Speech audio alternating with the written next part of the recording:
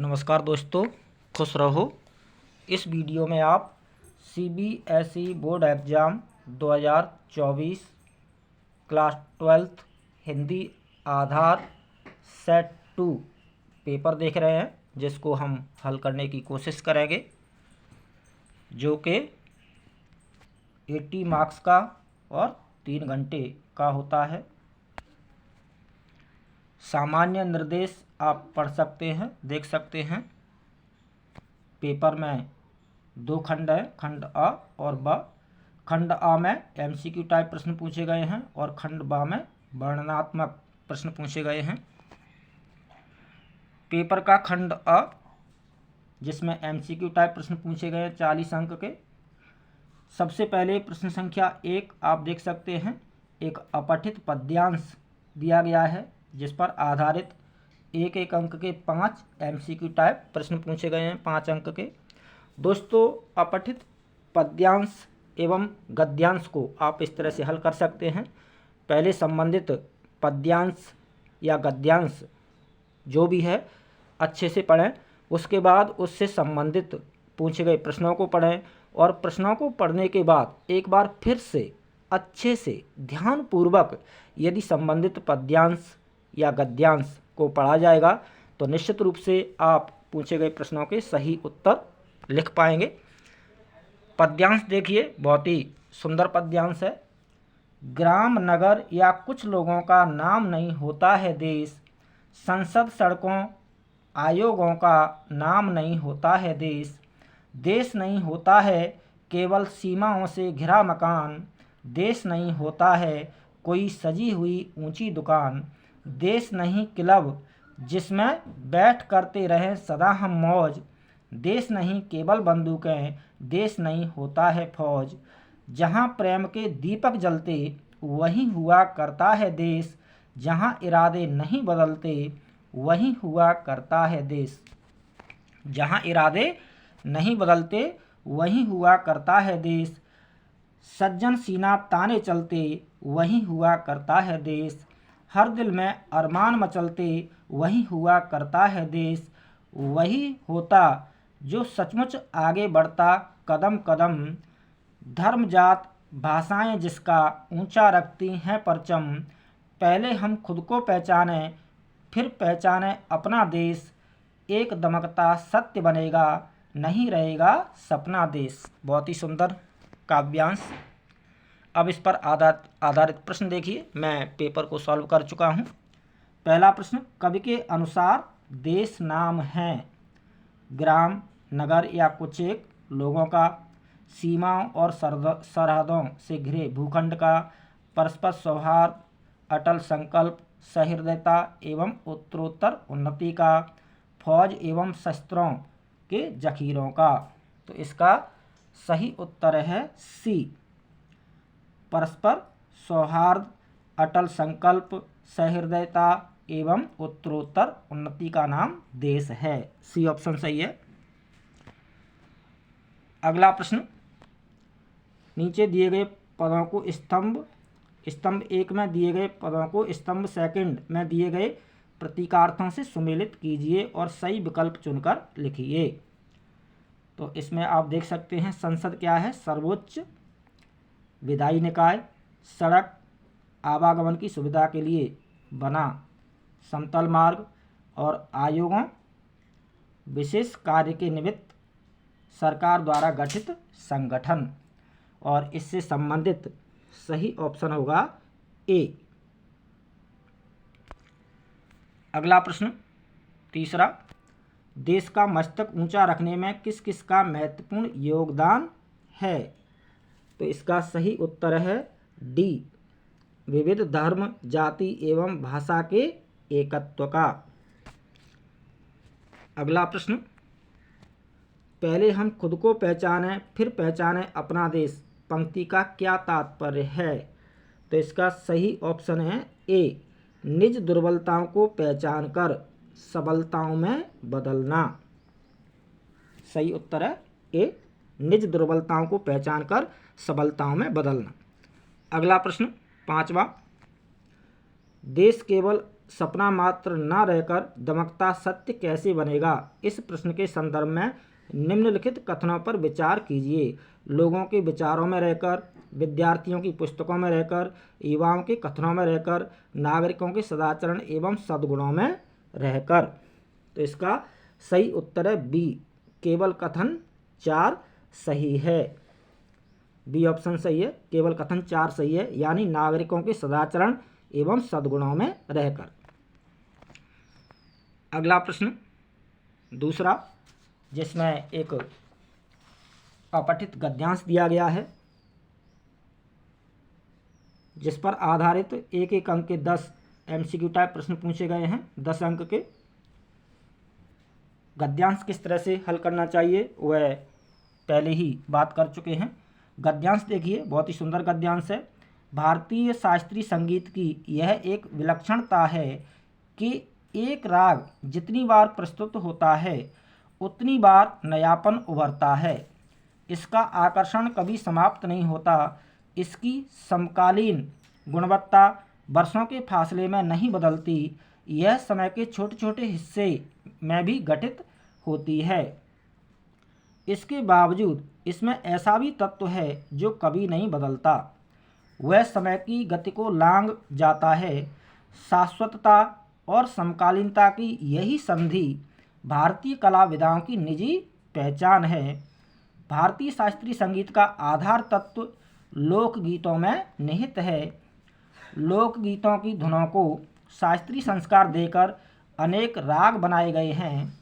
भटियारी, पूर्वी, जौनपुरी, सोरठा और मुल्तानी जैसे अनेक राग बंगाल, बिहार, पंजाब और सौराष्ट्र के अंचलों में गाए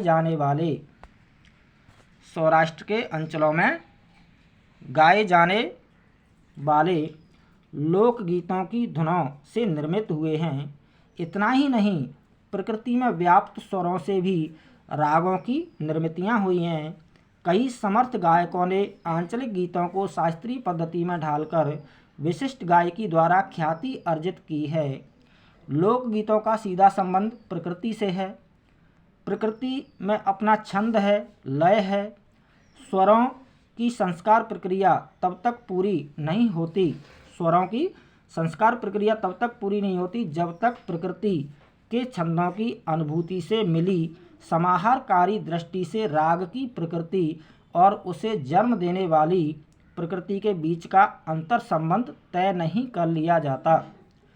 संगीत में जिस बिंदु पर लय और ताल एक दूसरे से मिलते हैं उसे सम कहते हैं। लय है प्रकृति की विभिन्नता, सामयिकता और ताल है एकत्व, शाश्वतता। इन दोनों के मिलन से संस्कृति बनती है। संस्कृति न तो प्रकृति की यथा स्थिति की स्वीकृति है न विद्रोह। यह विभिन्नता में संस्कार द्वारा याचित एकत्व का नाम है। प्राकृतिक शक्तियों का मनमाना संयोजन संस्कृति है। बहुत ही सुंदर गद्यांश। अब इस पर आधारित प्रश्न देखिए। भारतीय शास्त्रीय संगीत की विलक्षणता क्या है? तो इसका सही उत्तर है बी, हर प्रस्तुति में नवीनता। अगला प्रश्न, संदर्भ के अनुसार गद्यांश में विशिष्टताओं की वृद्धि अर्थ को व्यक्त करने वाला शब्द है। तो इसका सही उत्तर है ए, गुणोत्कर्ष। तीसरा प्रश्न, निम्नलिखित कथनों पर विचार कीजिए। पहला कथन, लोकगीत और शास्त्रीय संगीत एक दूसरे के पर्याय हैं। दूसरा, शास्त्रीय संगीत में गीत और आघात का अधिक महत्व है। भारतीय शास्त्रीय संगीत का आधार लोकगीत है। चौथा, शास्त्रीय संगीत में राग की शुद्धता का महत्व गौण है। तो इसका सही उत्तर है सी, केवल कथन तीसरा सही है, यानी भारतीय शास्त्रीय संगीत का आधार लोकगीत है। सही ऑप्शन है सी। अगला प्रश्न, गद्यांश के अनुसार रागों की रचना किस प्रकार होती है? तो इसका सही उत्तर है ए, लोकगीतों और प्रकृति में व्याप्त स्वरों के समन्वय द्वारा। अगला प्रश्न, गद्यांश के अनुसार सम क्या है? गद्यांश के अनुसार सम क्या है? तो सही ऑप्शन है डी, संगीत में जिस बिंदु पर लय और ताल परस्पर मिलते हों। अगला प्रश्न, गद्यांश के अनुसार समर्थ गायकों ने प्रसिद्धि प्राप्त की। तो सही उत्तर है बी, आंचलिक गीतों को शास्त्रीय पद्धति में ढालकर। आंचलिक गीतों को शास्त्रीय पद्धति में ढालकर। अगला प्रश्न, संस्कृति बनती है। तो इसका सही उत्तर है ए, प्रकृति की विभिन्नता, सामयिकता और शाश्वतता के मिलने से। अगला प्रश्न, प्रकृति की विभिन्नता और समकालीनता का नाम है। तो सही उत्तर है ए, लय। प्रकृति की विभिन्नता और समकालीनता का नाम है, सही उत्तर है ए, लय। अगला प्रश्न, यह गद्यांश दर्शाता है। सही ऑप्शन है बी, लोकगीत और प्रकृति शास्त्रीय संगीत के आधार हैं। लोकगीत और प्रकृति शास्त्रीय संगीत के आधार हैं। अगला प्रश्न, भारतीय कला विधाओं की निजी पहचान है। तो इसका सही ऑप्शन है बी, चिरस्थिरता एवं समसामयिकता का समन्वय। अगला तीसरा प्रश्न, जिसमें वितान भाग 2 के पाठों पर आधारित एमसीक्यू टाइप 10 प्रश्न पूछे गए हैं। एक अंक के 10 अंक के 10 प्रश्न एमसीक्यू टाइप। प्रश्न देखिए,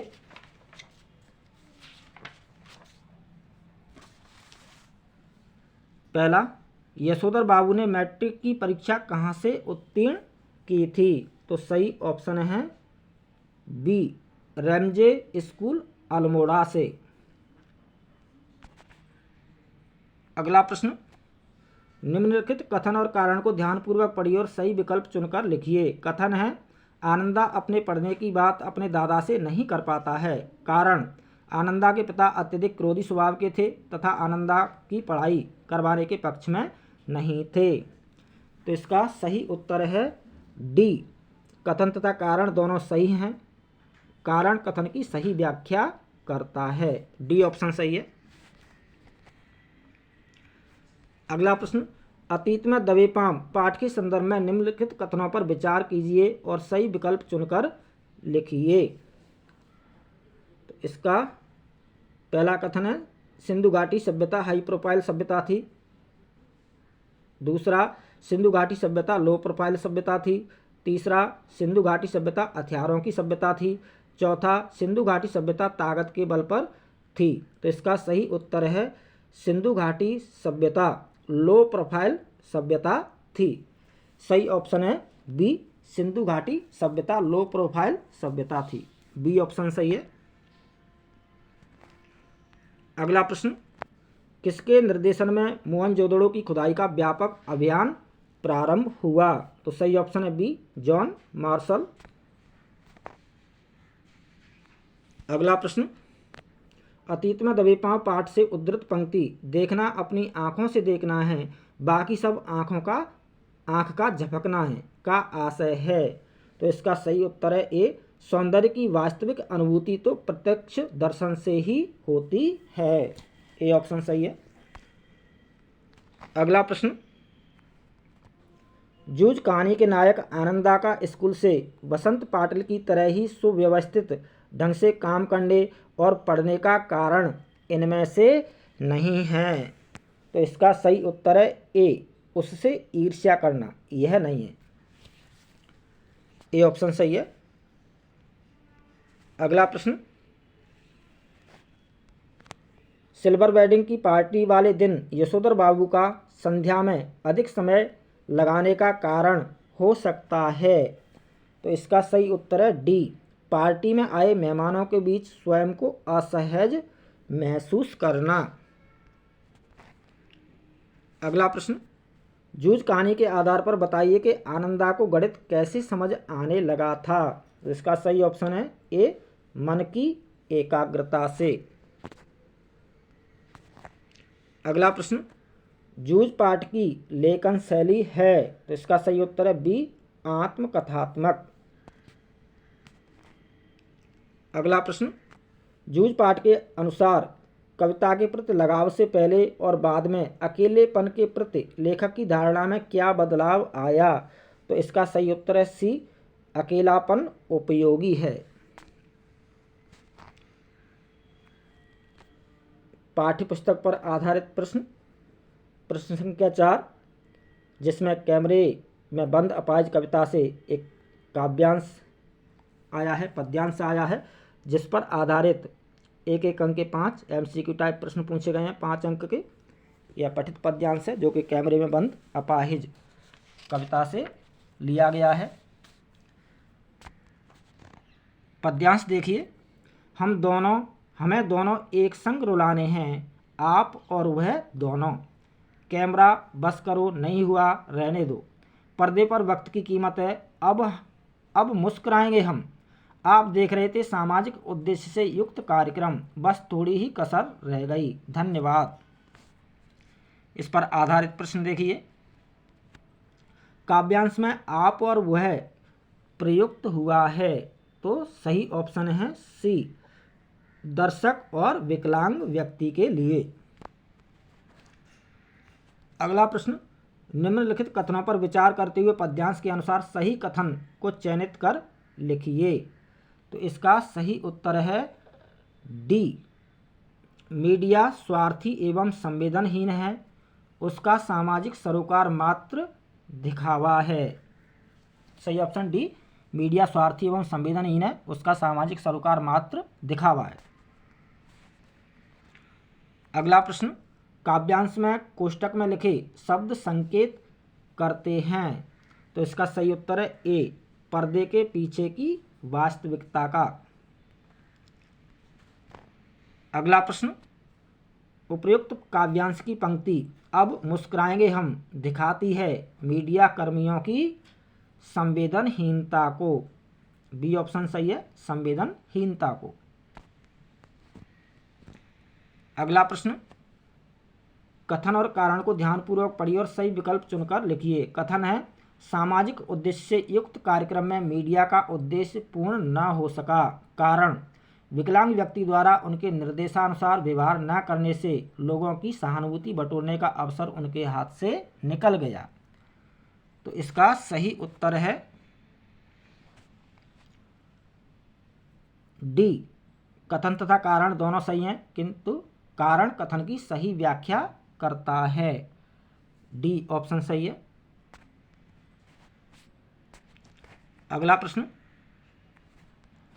5वां, जिसमें एक पठित गद्यांश दिया गया है जो कि शीर्ष के फूल पाठ से लिया गया है, जिस पर आधारित एक अंक के 5 MCQ टाइप प्रश्न पूछे गए हैं, 5 अंक के। गद्यांश देखिए, शीर्ष के फूलों की कोमलता देखकर परवर्ती कवियों ने समझा कि उसका सब कुछ कोमल है, यह भूल है। इसके फल इतने मजबूत होते हैं कि नए फूलों के इसके फल इतने मजबूत होते हैं कि नए फूलों के निकल आने पर भी स्थान नहीं छोड़ते। जब तक नए फल पत्ते मिलकर धकियाकर उन्हें बाहर नहीं कर देते, तब तक वे डटे रहते हैं। वसंत के आगमन के समय जब सारी वनस्थली पुष्प पत्र से मर्मरित होती रहती है, शीर्ष के पुराने फल बुरी तरह खड़खड़ाते रहते हैं। मैं सोचता हूँ कि पुराने की यह अधिकार लिप्सा क्यों नहीं समय रहते सावधान हो जाती। जरा और मृत्यु, जरा यानी बुढ़ापा और मृत्यु, ये दोनों ही जगत के अति परिचित और अति प्रामाणिक सत्य हैं। तुलसीदास ने अफसोस के साथ इनकी सच्चाई पर मुहर लगाई थी। धरा को प्रमाण यही तुलसी, जो फरा सो झरा, सो बरा सो बुताना। बहुत ही सुंदर गद्यांश। प्रश्न देखिए इस पर आधारित, गद्यांश में प्रयुक्त वसंत शब्द का समानार्थी शब्द हो सकता है, तो इसका सही उत्तर है बी, मधुमास। अगला प्रश्न, निम्नलिखित कथनों पर विचार करते हुए गद्यांश के अनुसार सही कथन को चयनित कर लिखिए, तो इसका सही उत्तर है सी, शीरीष के फल फूल की तरह कोमल नहीं होते। अगला प्रश्न, वसंत के सौंदर्य में इनमें से कौन सा सौंदर्यहीन बना रहता है? तो इसका सही उत्तर है डी, शीरीष के फल। अगला प्रश्न, शीरीष को लेकर लेखक का परवर्ती कवियों की धारणा को निराधार मानने का आधार है। तो सही ऑप्शन है ए, फलों की मजबूती। अगला प्रश्न, जो फरा सो झरा जो बरा सो बुताना पंक्ति का भाव है। सही ऑप्शन है ए, जिसने जन्म लिया है उसकी मृत्यु निश्चित है। ए ऑप्शन सही है। अगला प्रश्न, जो कि अभिव्यक्ति और माध्यम के पाठों पर आधारित प्रश्न है, 5 एक अंक के एमसीक्यू टाइप 5 अंक के प्रश्न। पहला, छापे खाने का आविष्कार किस युग में हुआ? तो सही उत्तर है बी, आधुनिक युग में। निम्नलिखित में से कौन सा माध्यम ध्वनि, स्वर और शब्दों का खेल है? तो सही ऑप्शन है ए, रेडियो। अगला प्रश्न, आलोक एक पत्रकार है, वे किसी खास अखबार से संबंध नहीं रखते अपितु भुगतान के आधार पर अलग अलग अखबारों के लिए लिखते हैं। उनको किस तरह का पत्रकार कहा जा सकता है? तो सही ऑप्शन है सी, फ्रीलांसर यानी स्वतंत्र पत्रकार। अगला प्रश्न, निम्नलिखित में फीचर का एक प्रकार नहीं है। तो इसका सही ऑप्शन है डी, काव्यात्मक फीचर। यह फीचर का प्रकार नहीं है, बाकी सभी हैं। तो सही ऑप्शन है डी, काव्यात्मक फीचर। सामान्य लेखन से हटकर किसी खास विषय पर किया गया लेखन क्या कहलाता है? विशेष लेखन। पेपर का खंड ब, जिसमें वर्णनात्मक प्रश्न पूछे गए हैं 40 अंक के। प्रश्न संख्या 7, 3 में से किसी एक विषय पर रचनात्मक लेख लिखिए। 3 टॉपिक हैं, इनमें से किसी एक पर रचनात्मक लेख लिखना था, जो कि 6 अंक का है। दोस्तों, रचनात्मक लेख किस तरह से लिखना चाहिए, चैनल पर इससे संबंधित 2 वीडियो हैं। जल ही जीवन है और दूसरा है दीवार गढ़ी पर रचनात्मक लेखन। तो आप दीवार गढ़ी वाला या जल ही जीवन वाला वीडियो रचनात्मक लेख किस तरह से लिखना चाहिए इसके लिए देख सकते हैं। अगला प्रश्न 8वां, 2 अंक के 2 प्रश्न, 4 अंक के। कहानी का नाट्य रूपांतरण करते समय नाटक में पात्रों का चरित्र चित्रण किस प्रकार किया जाता है? तो इस प्रश्न का उत्तर आप इस तरह से लिख सकते हैं। कहानी के पात्रों की दृश्यात्मकता को नाटक के पात्रों के चरित्र में उतारना, पात्र की भाव भंगिमाओं और उनके तौर तरीकों से प्रभाव उत्पन्न करना, संवादों को स्थानीय रंग में रंगकर चरित्र चित्रण को परिमार्जित करना, ध्वनि और प्रकाश का उचित उपयोग करना। कोई भी 2 बिंदु लिखे जा सकते हैं इस तरह से। अगला, रेडियो नाटक और सिनेमा या रंगमंच के माध्यम में अंतर स्पष्ट कीजिए। तो इस प्रश्न का उत्तर आप इस तरह से लिख सकते हैं। रेडियो नाटक पूर्णतः श्रव्य माध्यम है। नाटक लेखन जटिल होता है। संपूर्ण अभिव्यक्ति ध्वनि एवं संवादों द्वारा संप्रेषित की जाती है। इसमें दृश्य नहीं होते हैं। सिनेमा या रंगमंच यह दृश्य एवं श्रव्य माध्यम है। अपेक्षाकृत सरस होता है। प्रकाश, मंच सज्जा, वेशभूषा, अभिनेताओं की भाव भंगिमाओं द्वारा भी अभिव्यक्ति होती है। दृश्यों का प्रयोग होता है। कोई भी 2 अपेक्षित बिंदु लिखे जा सकते हैं इस प्रकार। अगला प्रश्न क, नए और अप्रत्याशित विषयों पर लेखन पाठ के संदर्भ में बताइए कि कुटेव का क्या अर्थ है और इसका शिकार हो जाने पर किस अवसर को खोना पड़ता है। तो इस प्रश्न का उत्तर आप इस तरह से लिख सकते हैं। कुटेव का अर्थ है बुरी लत, बुरी आदत। असली अभ्यास या रियाज का अवसर खो जाता है। इसके अथवा में है, दोनों में से कोई एक करना था। फोन इनसे क्या तात्पर्य, समाचार प्रसारण में इसका क्या महत्व है। तो इस प्रश्न का उत्तर आप इस तरह से लिख सकते हैं। तात्पर्य, एंकर द्वारा रिपोर्टर से फ़ोन पर बात करके दर्शकों तक पहुंचाई जाने वाली सूचनाएं एवं समाचार। इसका महत्व है ज़्यादा से ज़्यादा जानकारियां मिलना, खबरों की विश्वसनीयता, न्यूज रूम यानी स्टूडियो से ही घटना से संबंधित जानकारी अतिशीघ्र दर्शकों तक पहुंचाई जाती है। कोई भी अपेक्षित 2 बिंदु लिखे जा सकते हैं इस तरह से। अगला प्रश्न 9वां, 3 में से कोई 2 प्रश्न करने हैं जो कि 3-3 अंक के यानी 6 अंक के प्रश्न। पहला है क, टेलीविज़न माध्यम की किन्हीं 3 खूबियों अथवा 3 कमियों का उल्लेख कीजिए। यानी या तो खूबी लिखना है या कमियां। तो पहले 3 खूबी देखिए। दृश्य एवं श्रव्य माध्यम, दूसरा साक्षर निरक्षर सभी के लिए उपयोगी, ब्रेकिंग न्यूज की व्यवस्था, घटना व कार्यक्रम के सीधे प्रसारण की सुविधा, मनोरंजन व शिक्षा का प्रमुख साधन। कोई भी 3 बिंदु लिखे जा सकते हैं, अपेक्षित हैं। यदि कमियां लिखना चाहते हैं तो कमियां इस तरह से लिखी जा सकती हैं। कमियां यानी खामियां, मानक भाषा का अभाव, निष्पक्षता संदिग्ध है, घटनाओं को बढ़ा चढ़ाकर दिखाना, विज्ञापनों की अधिकता, नेत्रहीनों के लिए उपयोगी नहीं। कोई भी 3 अपेक्षित बिंदु लिखे जा सकते हैं इस तरह से। अगला, पत्रकारिता की भाषा में बीट किसे कहते हैं? बीट रिपोर्टिंग और विशेषीकृत रिपोर्टिंग में क्या अंतर है? उदाहरण सहित लिखिए। इस प्रश्न का उत्तर आप इस तरह से लिख सकते हैं। बीट यानी ज्ञान एवं रुचि के आधार पर संवाददाताओं के बीच कार्य का विभाजन बीट कहलाता है। अंतर, बीट रिपोर्टिंग में रिपोर्टर द्वारा क्षेत्र विशेष की जानकारी तथा रुचि के आधार पर केवल सामान्य खबर लिखी जाती है। विशेषीकृत रिपोर्टिंग में क्षेत्र या विषय से जुड़ी घटनाओं, मुद्दों या समस्याओं का बारीकी से विश्लेषण कर पाठकों की जिज्ञासा को शांत करने की कोशिश की जाती है।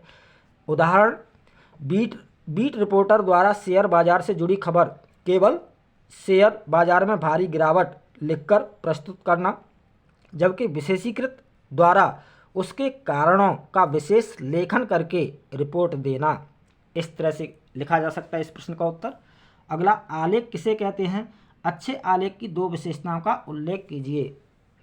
तो आलेख समसामयिक घटनाओं पर लिखे गए लेख को आलेख कहा जाता है। विशेषताएं, संपादकीय पृष्ठ पर स्थान पाना, सटीक सूचनाओं, नवीनता एवं ताजगी का होना, विचारों में स्पष्टता, बोधगम्यता होना, भाषा शैली में सरलता एवं रोचकता होना। कोई भी 2-3 बिंदु लिखे जा सकते हैं इस तरह से। अगला प्रश्न, पाठ्यपुस्तक पर आधारित प्रश्न, प्रश्न संख्या 10, 3 में से किन्हीं 2 प्रश्नों के उत्तर देना है। 2-2 अंक के 2 प्रश्न यानी 4 अंक के। क, पतंग कविता में पतंगों के साथ वे भी उड़ रहे हैं कथन का आशय स्पष्ट करते हुए बताइए कि वे शब्द किसके लिए प्रयुक्त हुआ है। तो इस प्रश्न का उत्तर आप इस तरह से लिख सकते हैं। वे शब्द पतंग उड़ाने वाले बच्चों के लिए प्रयुक्त हुआ है। पतंग बच्चों की कोमल भावनाओं की परिचायिका है। पतंग के साथ बच्चों की कल्पना की यानी बच्चे भी कल्पना से उड़ रहे हैं।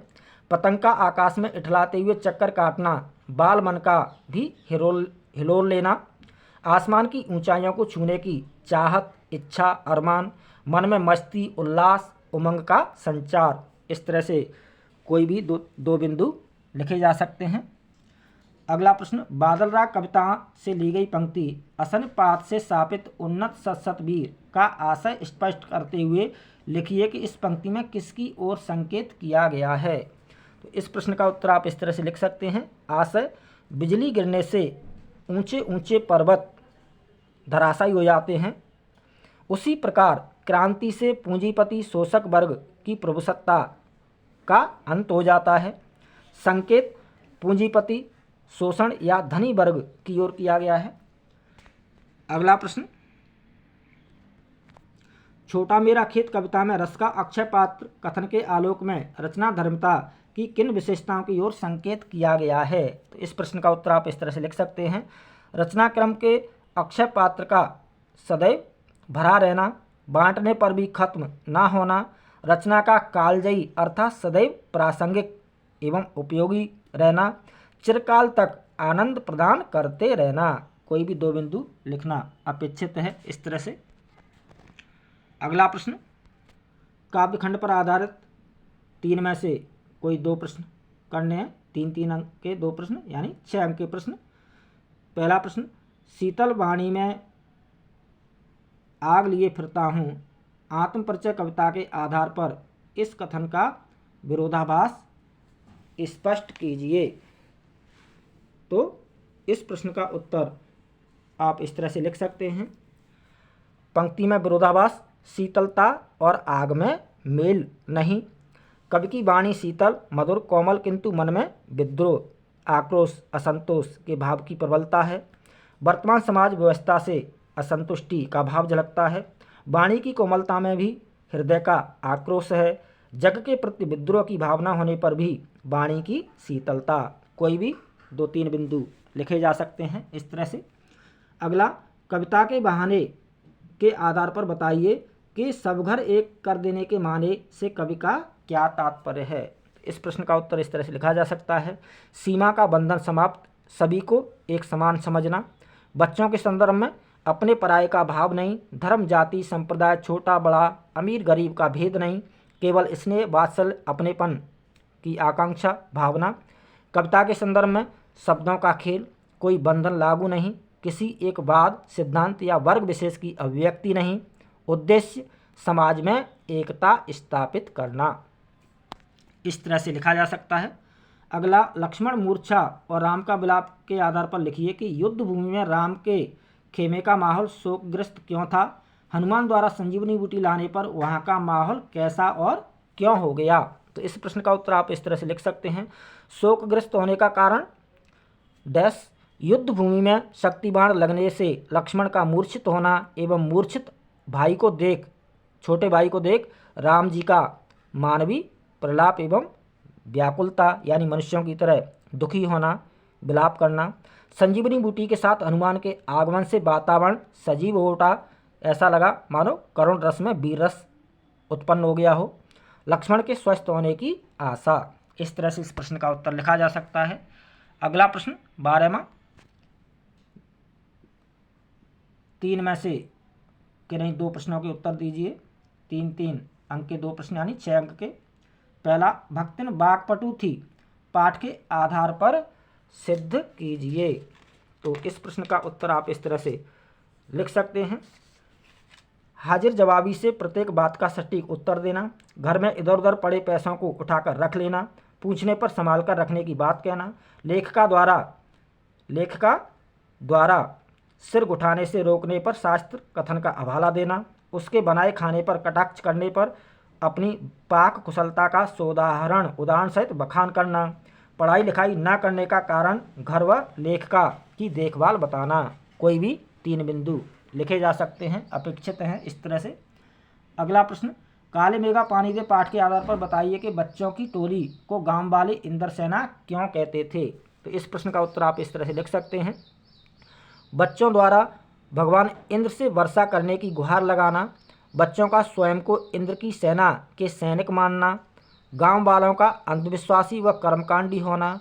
इंद्र का वर्षा के बादलों का स्वामी होना। बच्चों को ईश्वरीय प्रतिरूप सेना मान। गांव वालों का उनके माध्यम से वर्षा हेतु प्रार्थना करना। कोई भी 3 बिंदु इस तरह से लिखे जा सकते हैं, अपेक्षित हैं। अगला, कोमलता और कठोरता परस्पर हृदय के भाव हैं। हृदय की कोमलता बचाने के लिए व्यवहार की कठोरता भी जरूरी है। क्यों? शिरीष के फूल पाठ के आधार पर स्पष्ट कीजिए। तो इस प्रश्न का उत्तर आप इस तरह से लिख सकते हैं। हृदय की कोमलता को बचाने के लिए बाहरी तौर पर कठोर बनकर ही विपरीत दशाओं का सामना कर पाना संभव होता है। शिरीष का भीषण गर्मी की लू को सहन करना। संत कबीरदास व कालिदास का बाहरी तौर पर कठोर बनकर ही समाज को उच्च कोटि का साहित्य दिया गया। इस तरह से इस प्रश्न का उत्तर लिखा जा सकता है। अगला प्रश्न 13वां, 3 में से कोई भी 2 प्रश्नों के उत्तर दीजिए। 2-2 अंक के 2 प्रश्न, 4 अंक के। बाजार का जादू आँख की राह किस प्रकार काम करता है। तो इस प्रश्न का उत्तर आप इस तरह से लिख सकते हैं। व्यक्ति की आँखों के द्वारा ही बाजार की वस्तुओं के प्रति आकृष्ट होना। व्यक्ति का आँखों के द्वारा ही बाजार की वस्तुओं के प्रति आकृष्ट होना, बाजार की सुसज्जित वस्तुओं को देखकर ही खरीदने की तीव्र इच्छा उत्पन्न होना, आँखों के वशीभूत होकर अनावश्यक वस्तुओं की खरीदारी करना। इस तरह से कोई भी 2 बिंदु लिखे जा सकते हैं।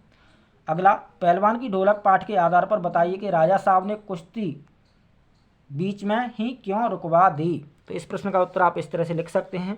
राजा साहब का चांद सिंह पहलवान की शक्ति और कुश्ती कौशल से पूर्व परिचित होना, चांद सिंह को शेर के बच्चे की उपाधि प्राप्त होना, लुट्टन सिंह का अनुभवहीन व अपेक्षाकृत कमजोर होना। कोई भी 2 बिंदु इस तरह से लिखे जा सकते हैं। अगला, श्रम विभाजन मेरी कल्पना का आदर्श समाज पाठ के आधार पर स्पष्ट कीजिए कि समाज अपने सदस्यों से अधिकतम उपयोगिता कैसे प्राप्त कर सकता है। श्रम विभाजन और जाति प्रथा, और दूसरा मेरी कल्पना का आदर्श समाज पाठ के आधार पर बताना है, लिखना है। तो इस प्रश्न का उत्तर आप इस तरह से लिख सकते हैं। समाज का सभी सदस्यों को आरंभ से ही समान अवसर प्रदान करना, सभी को समान व्यवहार उपलब्ध कराना, सभी को समान समझना और कोई भेदभाव न करना, सभी को समान अवसर प्रदान करना। कोई भी 2 बिंदु लिखे जा सकते हैं इस तरह से। अगला प्रश्न, वितान भाग 2 पर के पाठों पर आधारित प्रश्न। 3 में से कोई 2 प्रश्न करने हैं, 2-2 अंक के 2 प्रश्न, 4 अंक के। पहला, क सिल्वर बैटिंग में यशोधर बाबू किशनदा के आदर्श को त्याग क्यों नहीं पाते। तो इस प्रश्न का उत्तर आप इस तरह से लिख सकते हैं। किशनदा तथा उनके आदर्शों की पग पग पर याद आना, किशनदा का उनके प्रथम आश्रयदाता होना, किशनदा द्वारा सामाजिक व्यवहार सिखाना तथा जीवन के हर मोड़ पर सलाह देना, स्वयं को किशनदा की प्रतिछाया मानना। कोई भी 2 बिंदु लिखे जा सकते हैं इस तरह से। अगला, जूझ कहानी के आधार पर बताइए कि लेखक का पाठशाला में विश्वास कैसे बढ़ने लगा। तो इस प्रश्न का उत्तर इस तरह से लिखा जा सकता है। अध्यापकों का आनंदा कहकर बुलाना और अपनेपन का व्यवहार करना, वसंत पाटिल की मित्रता एवं सहयोग, वसंत पाटिल की तरह पढ़ाई का काम करना, मन की एकाग्रता से गणित के सवाल झटपट समझना, वसंत पाटिल के साथ दूसरे लड़कों के सवाल जांचना। कोई भी 2 बिंदु लिखे जा सकते हैं इस तरह से। अगला प्रश्न, अतीत में दबे पांव पाठ के आधार पर बताइए कि मोहनजोदड़ो के कौन से दृश्य पर्यटकों के लिए दर्शनीय स्थल हैं, कि नहीं 2 का संक्षिप्त परिचय दीजिए। तो इस प्रश्न का उत्तर आप इस तरह से लिख सकते हैं। बौद्ध स्तूप, विशाल स्नानागार व कुंड, अजायब घर, शहर की सड़कों व गलियों का विस्तार, उच्च वर्ग और नीचा नगर की बस्ती, महाकुंभ, विशाल कोठार। इस तरह से कोई भी 2 बिंदु लिखे जा सकते हैं। तो यह था क्लास 12th हिंदी आधार CBSE बोर्ड एग्जाम 2024 का पेपर। बहुत बहुत धन्यवाद, हार्दिक शुभकामनाएं, all the best, good luck, जय हिंद।